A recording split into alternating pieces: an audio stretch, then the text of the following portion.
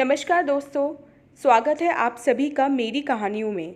मैं हूं शिखा और एक बार फिर से आपके लेकर आई हूं एक नई कहानी और उम्मीद करती हूं कि ये कहानी भी बाकी कहानियों की तरह आपको बेहद पसंद आएगी और आप पहले की तरह अपना प्यार और सपोर्ट मेरी वीडियोस पर बनाए रखेंगे।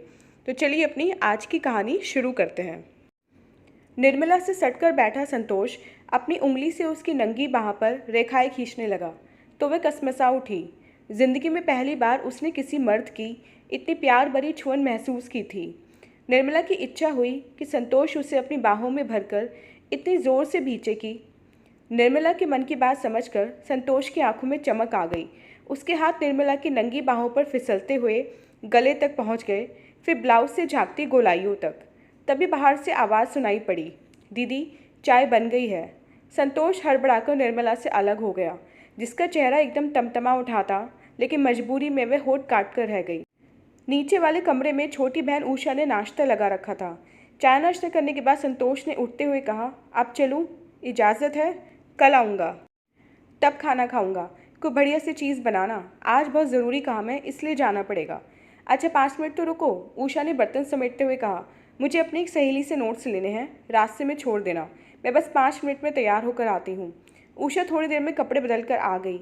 संतोष उसे अपनी मोटरसाइकिल पर बिठाकर चला गया। उधर निर्मला कमरे में बिस्तर पर गिर पड़ी और प्यास अधूरी रह जाने से तड़पने लगी। निर्मला की आंखों के आगे एक बार फिर संतोष का चेहरा तैर उठा। उसने झपट कर दरवाज़ा बंद कर दिया और बिस्तर पर गिरकर मछली की तरह छटपटाने लगी। निर्मला को पहली बार अपनी बहन उषा और माँ पर गुस्सा आया। माँ चाय नाश्ता बनाने में थोड़ी देर और लगा देती तो उनका क्या बिगड़ जाता। उषा कुछ देर उसे और न बुलाती तो निर्मला को वह सब कुछ ज़रूर मिल जाता जिसके लिए वह कब से तरस रही थी। जब पिता की मौत हुई थी तब निर्मला 22 साल की थी। उससे बड़ी कोई और औलाद ना होने के चलते बीमार माँ और छोटी बहन उषा को पालने की जिम्मेदारी बिना कहे ही उसके कंधे पर आ पड़ी थी। निर्मला को एक प्राइवेट फर्म में अच्छी सी नौकरी भी मिल गई थी। उस समय उषा 10वीं जमात के इम्तिहान दे चुकी थी, लेकिन उसने धीरे धीरे आगे बढ़कर बीए में दाखिला लेते समय निर्मला से कहा था, दीदी माँ की दवा में बड़ा पैसा खर्च हो रहा है, तुम अकेले कितना बोझ उठाओगी? मैं सोच रही हूँ 2-4 ट्यूशन कर लूँ तो 2-3 हज़ार रुपये बड़े आराम से निकल जाएंगे, जिससे मेरी पढ़ाई के खर्च में मदद हो जाएगी। तुझे पढ़ाई के खर्च की चिंता क्यों हो रही है? मैं कमा रही हूँ ना, बस तू पढ़ती जा, निर्मला बोली थी। अब निर्मला 30 साल की होने वाली है। 1-2 साल में उषा भी पढ़ लिख कर ससुराल चली जाएगी तो अकेलापन पहाड़ बन जाएगा। लेकिन एक दिन अचानक मौका हाथ आ गया था तो निर्मला की सोई इच्छाएं अगड़ाई लेकर जाग उठी थी। उस दिन दफ्तर में काम निपटाने के बाद सब चले गए थे। निर्मला देर तक बैठी कागज़ों को चेक करती रही थी। संतोष उसकी मदद कर रहा था। आखिरकार रात के 10 बजे फाइल समेट कर वह उठी तो संतोष ने हंसकर कहा था, इस समय तो ऑटो रिक्शा या टैक्सी भी नहीं मिलेगी, इसलिए मैं आपको मोटरसाइकिल से घर तक छोड़ देता हूँ। निर्मला ने कहा था, ओह एडवांस में शुक्रिया। निर्मला को उसके घर के सामने उतार कर संतोष फिर मोटरसाइकिल स्टार्ट करने लगा तो उसने हाथ बढ़ाकर हैंडल थाम लिया और कहने लगी, ऐसे कैसे जाएंगे? घर तक आए हैं तो कम से कम 1 कप चाय। हाँ चाय चलेगी, वरना घर जाकर भूखे पेट ही सोना पड़ेगा। रात भी काफ़ी हो गई है। मैं जिस होटल में खाना खाता हूँ अब तो वह भी बंद हो चुका होगा। आप होटल में खाते हैं? और कहाँ खाऊंगा? क्यों, आपके घर वाले? मेरा कोई नहीं है। मैं माँ बाप की इकलौती औलाद था। वे दोनों भी बहुत कम उम्र में ही मेरा साथ छोड़ गए। तब से मैं अकेला ज़िंदगी काट रहा हूँ। संतोष ने बहुत मना किया लेकिन निर्मला नहीं मानी थी। उसने ज़बरदस्ती संतोष को घर पर ही खाना खिलाया था। अगले दिन शाम के 5 बजे निर्मला को देखकर मोटरसाइकिल का इंजन स्टार्ट करते हुए संतोष ने कहा था, आइए बैठिए। निर्मला ने बिना कुछ बोले ही पीछे की सीट पर बैठकर उसके कंधे पर हाथ रख दिया था। घर पहुंचकर उसने फिर चाय पीने की गुजारिश की तो संतोष ने 1-2 बार मना किया, लेकिन निर्मला उसे घर के अंदर खींच कर ले गई थी। इसके बाद रोज़ का यही सिलसिला हो गया। संतोष को निर्मला के घर आने या रुकने के लिए कहने की ज़रूरत नहीं पड़ती थी। खास तौर से छुट्टी वाले दिन तो वह निर्मला के घर पड़ा रहता था। सबने उसे भी जैसे परिवार का एक सदस्य मान लिया था। एक दिन अचानक निर्मला का सपना टूट गया। उस दिन उषा अपनी सहेली के यहाँ गई थी। दूसरे दिन उसका इम्तिहान था, इसलिए वह घर पर बोल गई थी कि रात भर सहेली के साथ ही पढ़ेगी, फिर सवेरे उधर से ही इम्तिहान देने यूनिवर्सिटी चली जाएगी। उस दिन भी संतोष निर्मला के साथ ही उसके घर आया था और खाना खाकर रात के तकरीबन 10 बजे वापस चला गया था।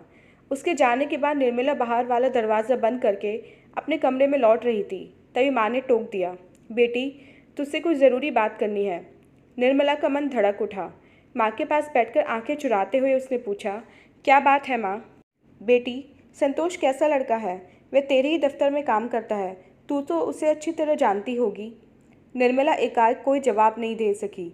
माँ ने कांपते हाथों से निर्मला का सिर सहलाते हुए कहा, मैं तेरे मन का दुख समझती हूँ बेटी, लेकिन इज्जत से बढ़कर कुछ नहीं होता। अब पानी सिर से ऊपर जा रहा है इसलिए। निर्मला एकदम तिलमिला उठी। वह घबराकर बोली, ऐसे क्यों कहती हो माँ? क्या तुमने कभी कुछ देखा है? हाँ बेटी, देखा है, तभी तो कह रही हूँ।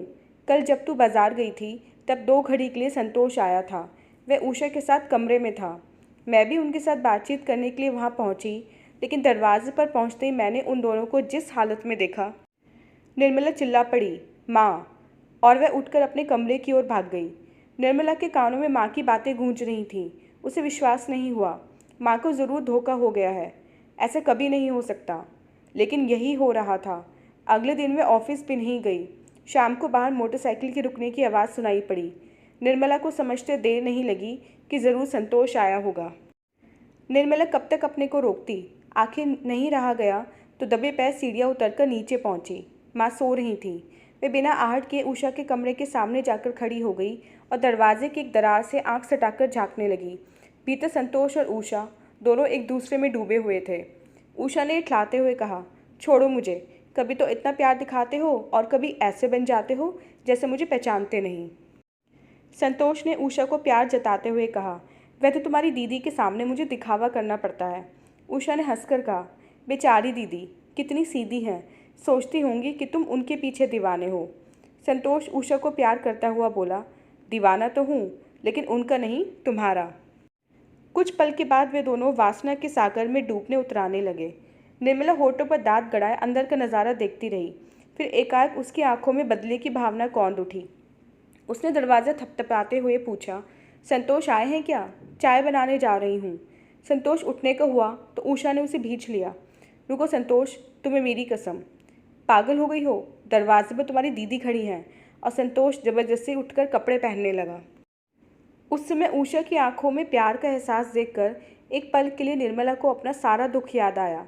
माँ के कमरे के सामने नींद की गोलियां रखी थीं। उन्हें समेटकर निर्मला रसोई घर में चली गई। चाय छानने के बाद वह एक कप में ढेर सारी नींद की गोलियां डालकर चम्मच से हिलाती रही। फिर ट्रे में उठाए हुए बाहर निकल आई। संतोष ने चाय पीकर उठते हुए आंखें चुराकर कहा, मुझे बहुत तेज नींद आ रही है, अब चलता हूँ, फिर मुलाकात होगी। इतना कहकर संतोष बाहर निकला और मोटरसाइकिल स्टार्ट करके घर के लिए चला गया। दूसरे दिन अखबारों में एक खबर छपी थी, कल मोटरसाइकिल पेड़ से टकरा जाने से एक नौजवान की दर्दनाक मौत हो गई। उसकी जेब में मिले पहचान पत्रों से पता चला कि संतोष नाम का वह नौजवान एक प्राइवेट कंपनी में काम करता था। तो दोस्तों, ये थी हमारी आज की कहानी। उम्मीद करती हूँ ये कहानी आपको पसंद आई होगी। मिलते हैं अपनी नेक्स्ट वीडियो के साथ। तब तक के लिए आज्ञा दीजिए। धन्यवाद।